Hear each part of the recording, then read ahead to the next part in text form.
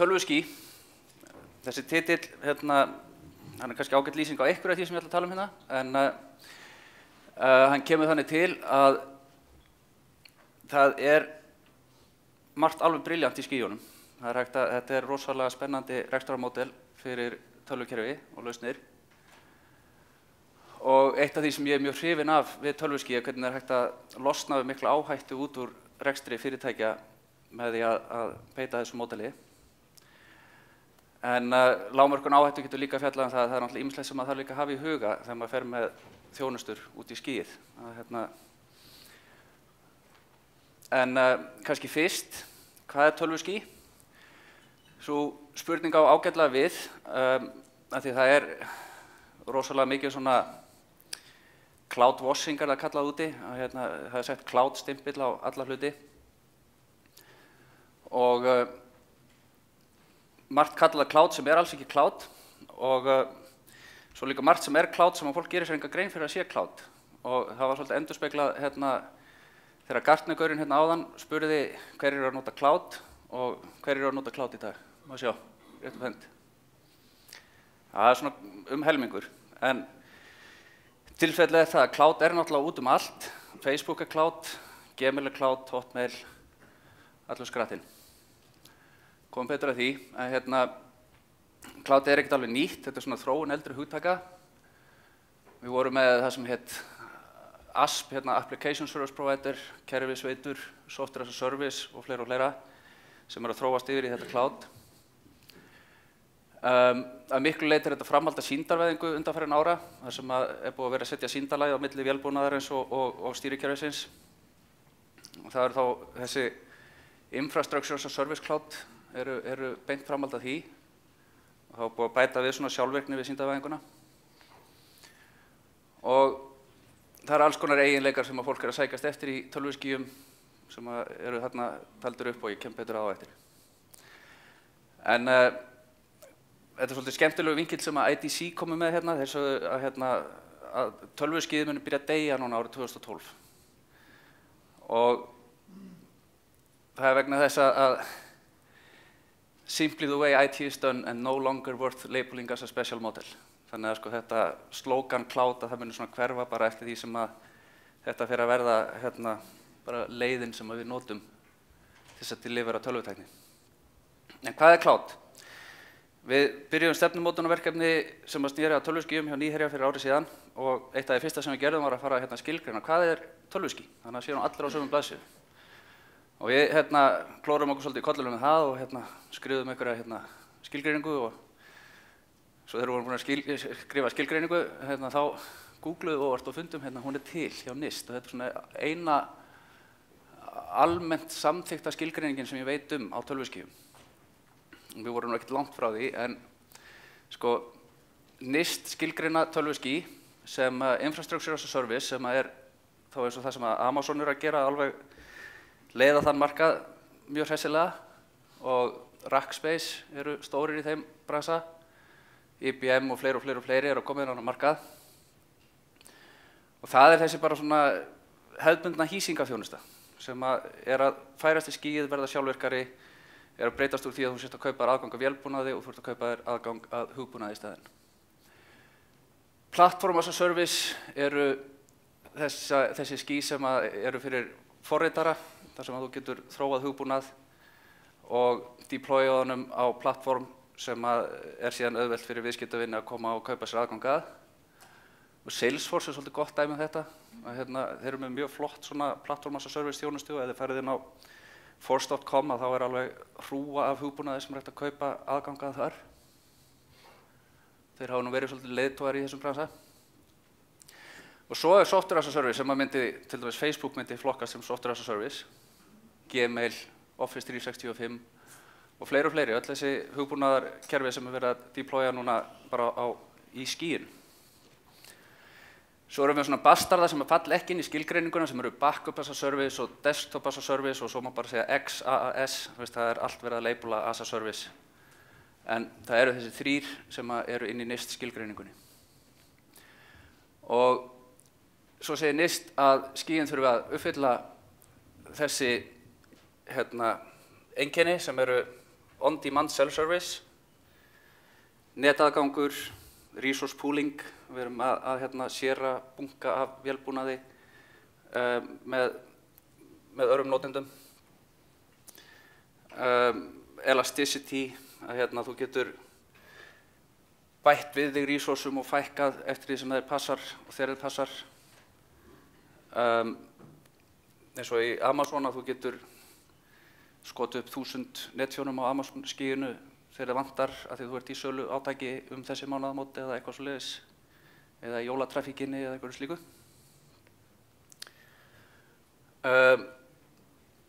Og svo eru þessi deployment model sem eru private, public, community og hybrid. Private þá bara það sem þú gerir í vélasalunum hjá þér. Public Amazon, Rackspace og þessir aðilar sem að selja þér aðgang að tölvuskíi. Community þá eitthvað svona eitthvað góðgerðarsamtök eða einhverjir sem að taka sig saman að gera eitthvað eða háskólar eða eitthvað svoleiðis. Svona svipað eins og HPC-módelið sem að háskólarnir eru með út í Tor Data sem reyndar ekki cloud en svona community project kannski. Og svo hybrid þar sem að verið að tengja saman þjónustala eins og Amazon eða Rackspace eða Nýherja eða eitthvað slíkan við það sem þið eru með inn í vélasölunum ykkar. Hver markaðurinn? Eitthvað sem hefur áhuga fyrir skíi? Vill eitthvað kaupa þetta? Microsoft og Edge Strategies eru búin að vera að vinna kannanir undanfarin ár þar sem spyrja small and medium businesses út allan heim. Gerðu þetta síðast núna í desember 2011, 3000 lítil og millistór fyrirtæki, 200-250 starfsmenn. Og 30% svarenda sögðu að þeir væru að borga fyrir skí í dag. Það ekki verið að tala skíin sem að fara ókeypis, heldur bara það sem að borga fyrir. Og næstu 2-3 árum þá eru 48% sem að gera ráð fyrir að vera komnir inn í það að borga fyrir einhverjar skíaþjónustur. Og þetta er rúmlega 50% aukning, 60% aukning á næstu 2-3 árum. Til hvers að fólk að nota þetta, spara peninga segja 54%, aukin framleiðni, meiri sveigjanleiki og fleiri ástæður, innovation, viðbragðsflýtir. Þetta finnst mér svolítið áhugavert. Hvaða verkefni eru það sem að menn eru með í skíinu? Backup, þarna stórt, 49% segja þér eftir 23 ár. E-mail alveg ríkur upp. Fælsharing, Dropbox, box.com, allt þetta dót. Og fleira. HR. Þess að prósentan vinstra megin aukningin á næstu 23 árum eins og sjáum við efri súlan þeir sem ætla að vera að nota þetta eftir 23 ár. En að flytja þjónustur í skíið. Það er náttúrulega sama hvað við gerum í upplýsingatækni, það er alltaf einhver áhætta sem við erum að myndast við að lágmarka. Og við þurfum að velta fyrir okkur spurningum eins og við gerum alltaf. Hversu mikilvæg eru gögnin okkar, hvað gerist ef það tapast, hvernig verjum við fyrir gagnatapi. Hver er að reka skíið ykkar? Því það eins og þið sjáu þeir eru með farsíman ykkar að setja eitthvað drastlinn á síman. Og þegar fólk byrjar að nota eitthvað forrit í skíinu. Það veit oft ofsalega lítið þann sem stendur á bakvið lausnina. Og þeir gætu verið lélegir í að taka afrit, þeir gætu líka verið farnir á hausinn. Það er bara ekki business case fyrir þessu lengur. Þannig að maður þarf svona aðeins að, eins og alltaf, aðeins að hugsa hvað maður er að gera. Það eru margir sem velta fyrir sér, ok, hvað ef nettengingin bregst? Nú ég komið með alla þjónustöndum minnir í skíið og svo bara fer internetið hjá mér. Er þetta raunverulegt vandamál? Ég held að sé ekkert sérstaklega raunverulegt vegna þess að við gerum afskaplega lítið án internettengingar hvað sem er. Þannig að ég myndi ekki hafa rosalegar áhyggjur af þessu.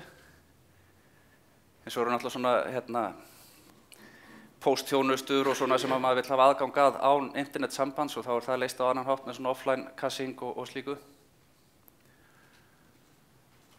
Og hver á gögnin? Þetta er yfirleitt alltaf í lagi með þetta en þið þurfið að tjekka á þessi samningum og sérstaklega þurfið að díla við eitthvað sem eru kannski ekki mjög þroskaðir í svona þjónustumódeli. að þá kannski stendur ekkert þetta í samningnum. Og þetta verður að standa þarna. Þannig að þið lendið ekki í einhverju kjaftaði eftir 3 ár, er að díla við eitthvað lélegt fyrirtæki og svo viljið fá gögnin ykkur og þeir segja bara, gögnin ykkar? Þetta þarf að vera klárt. Þetta kann að þykja sjálfsagt, en þessi klausa þarf að vera í samningnum ykkar. Hvar eru gögnin vistuð? Það skiptir máli. Persónuvernd innan Evrópu segir að persónugreinanleg gögn mega ekki fara út fyrir Evrópska efnahagssvæðið. Og sko lögfræðin náttúrulega langt á eftir tækninni, þarna eins og svo víða annars staðar. Og það á eftir að skýra þetta betur. En ég get ekki skilið þetta öðruvísi og búin að liggja svolítið yfir þessu, mér finnst þetta áhugaverður vinkill. Ég get ekki skilið þetta öðruvísi heldur en svo að til dæmis Gmail bara eins og það flott lausn og hún bara gengur ekki lagalega. Vegna þess að við erum með í Gmail og Google Docs erum við að geyma alls konar upplýsingar starfsmennina okkar og alls konar svoleiðis. Þannig ef við ætlum að nota það fyrir fyrirtæki okkar þá það bara mjög gráu svæði vegna þess að Google ábyrgjast ekki að halda gögnunum í Evrópu.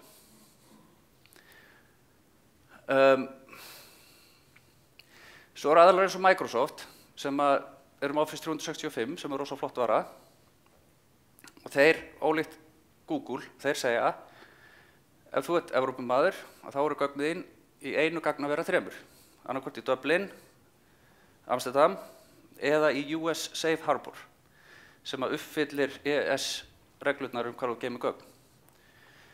Þannig að það fínt. Við megum nota Office 365 og þurfum ekki að hafa áhyggjur af persónuverndinni. En svo annað sem aðrir hafa áhyggjur af, það Patriot Act.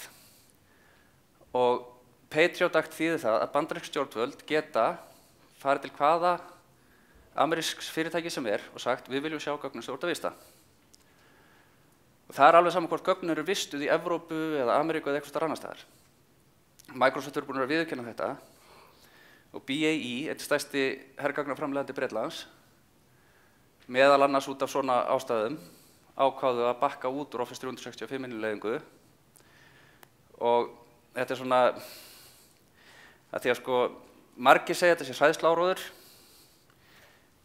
Ég veit það ekki, mér finnst þetta ekki vera hræðsluáróður, mér finnst að fólk þurfi bara að vera meðvitað þetta. Bandarísk stjórnvöld geta skoða gögnin án þess að vita því. Því að þarf ekki einu sinni að láta þið vita að gögnin hafi verið skoðuð. Og það getur verið sem sagt, þeir segja, ok, BAE að selja vopn til Íran. Við viljum fá að skoða gögnin.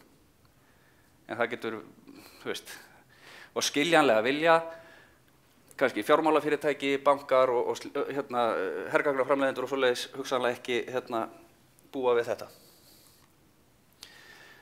Velja þjónustaðal í skýinu, það bara eins og alltaf, ég meina hvernig veljið ykkur þjónustaðal almennt, það traust, orðspor, vottanir,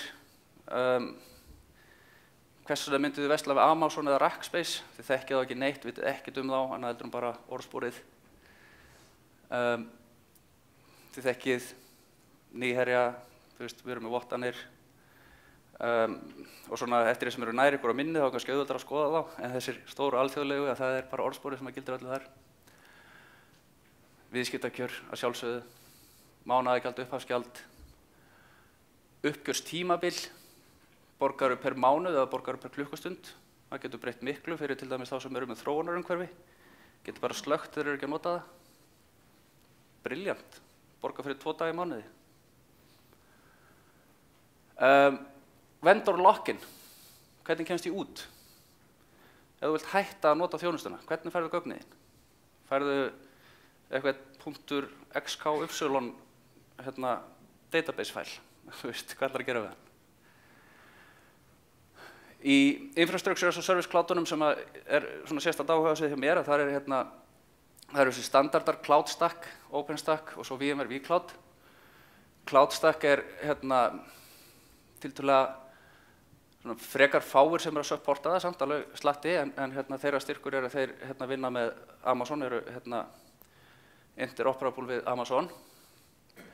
OpenStack eru alls ekki interoperable við Amazon og það kannski vegna þess að þeir standa því eru allir hinnir, Rackspace, IBM, HP og alveg bara sko röð af big names, bara öllum stóru strákunum sem vilja náttúrulega ekkert vera að móka meira undir Amazon heldur en þegar orðið, þeir eru orðið langstærstir í þessum bransa. Og svo það VMware vCloud sem er það sem Nýherji notar.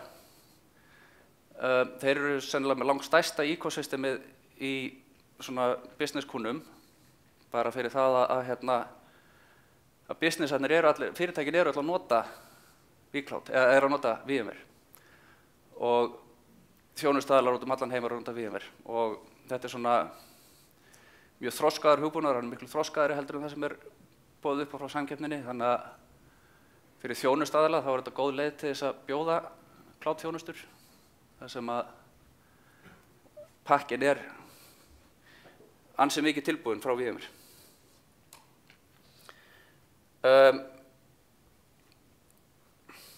Hvað ræður val af þjónustuaðilum almennt? Ég meina, flestir hérna inni að velja sér þjónustuaðila alla daga. Og þá mér ánægja að segja frá því að í dag beta-útgáfa af tölvuskíi Nýherja að fara í loftið. Við erum búin að vera að undirbúa þetta í þó langan tíma, búin að vera að keyra í lab-umhverfinu okkar síðan jól, eða síðan fyrir jól. Og búin að fara mikil vinna og pæling í þetta. Af hverju er þetta beta?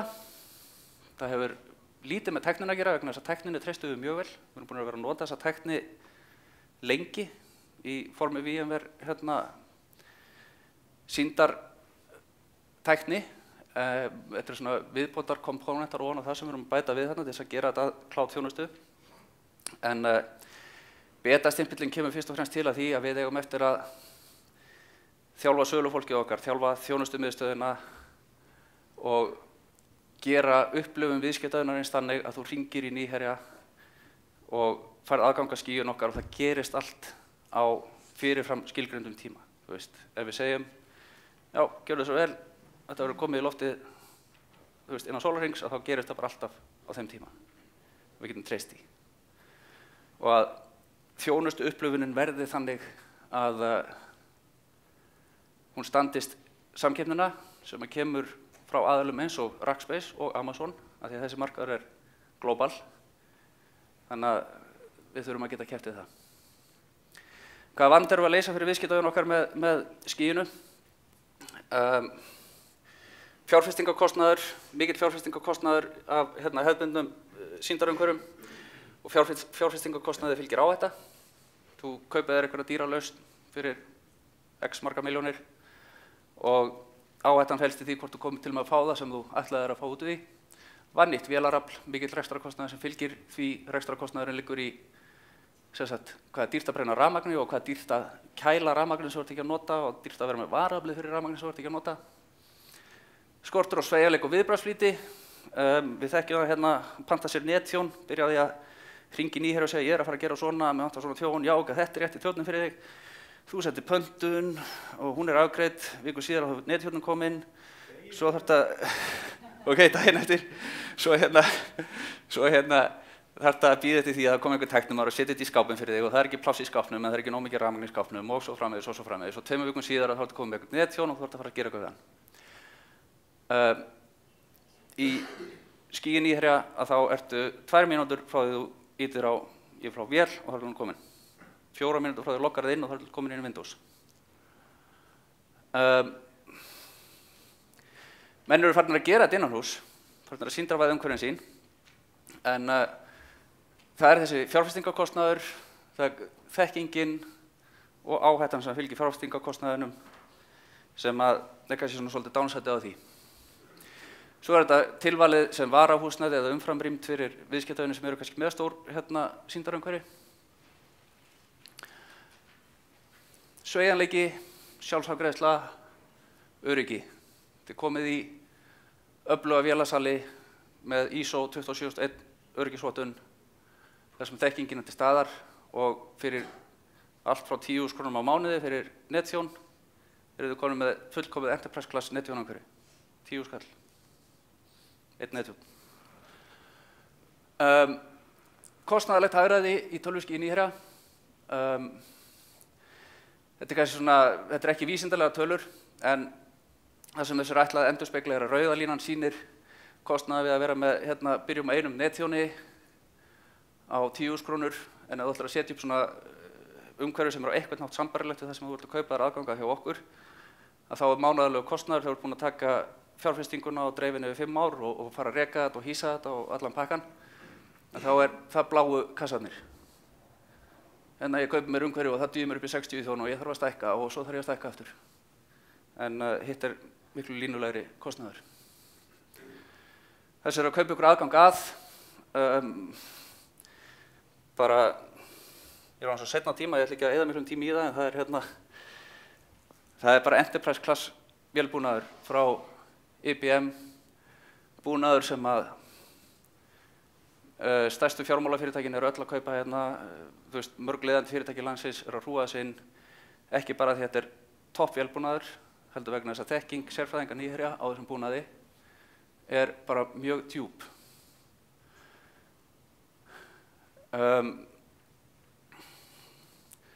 Við erum markaðsleiðandi í reynsluþekkingu á svona umhverfum. Við erum eini aðilinn á Íslandi sem er með tvöfalda Enterprise vottun hjá VMware. Við erum eini aðilinn á Íslandi sem er með vCloud Powered stimpilinn frá VMware frá því í dag, sem að þýðir það að við erum með svona vottun á skíun okkar sem að það uppfylla ákveðnar kröfur frá VMware. Og svo erum við með Premier partnership við IBM. Og þetta er ekki bara stimplar, heldur er þetta eitthvað sem við sækjum í þegar að okkur vantar aðstoð til þess að klára málin fyrir ykkur ef eitthvað kemur upp sem að við einhverja hluta vegna lendum í vandræðum með, þá höfum við backupið frá þessum aðilum alveg alla leið. Og við höfum reynslu af því að það stendur. Við erum með til þjónustuferlana, ISO öryggisvottunina sem ég sagði áður, verkefnastofu. Þessir til þjónustuferlar sem að flestir hafa heyrt talað allar margir hafa heyrt talað sem að koma að rekstri þjónustukerfi. Þetta er svona de facto standardinn í rekstri tölvukerfa. Og þetta er búið að innleiða hjá okkur og höfum verið að vinna í síðan 2008. Erum búin að vera með teymi að innleiða þetta, alla helstu ferlana, stoðkerfin, þjónustukerfi, þekkingakerfi, allt samþætt við SAP-ið okkar. Búin að setja gríðarlega fjárfestingu í þetta og erum virkilega að nota þetta. Það er allir að tala um þetta, við erum virkilega að nota þetta. Við getum samþætt skíið okkar við skí viðskiptavina eins og ég sagði áðan. Þannig að ef þið eru með VMware umhverfi hjá ykkur, það er ekki verið að skí, bara hefðbundið VMware umhverfi, þá getum við extenda það inn á kerfið okkar þannig að vélar geta flust á milli. Það er samræmt umhverfi, samræmt umsjón og samræmt öryggi. Þetta er það sem að VMware eru búin að vera að vinna í alveg á fullu núna undanfarin ár og eru að fara í gegnum þjónustaðalega eins og okkur til þess að byggja upp þeirra hybrid skí sem á að vera bæði public skí eða hybrid skí fyrir fyrirtækin sem að vilja geta fært workloadið sitt til, annarkvort milli viðskiptavina, milli þjónustaðala, þú veist, hvernig þið vilja hafa það. Eftir augnablik. Hérna sjáið þið vídeó af því þegar að er verið að búa til sýndavél í cloudinu okkar. Þarna vélur á Windows 2008 og bara samþykku nafnið sem er á henni. Vélur á hvaða net hún á að vera.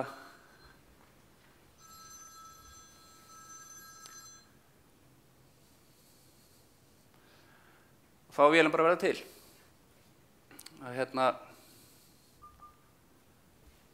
Þarna sjáum við progressin, hún er komin í 10% og meðan ætlar hann að vaða inn í aðra vél og sýna okkur hvað þetta er auðvelt.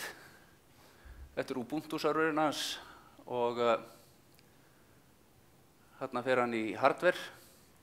Hún er með 1 örgjörfa og 4 gig að minni og svo eitthvað meira þarna, eitthvað net og eitthvað jara. Ég veit ekki hvað hann var að hugsa, hann fór ábyggilega að fékk sér kaffi þarna en ok. Svo bætti hann við örgjörfa og ítt á ok.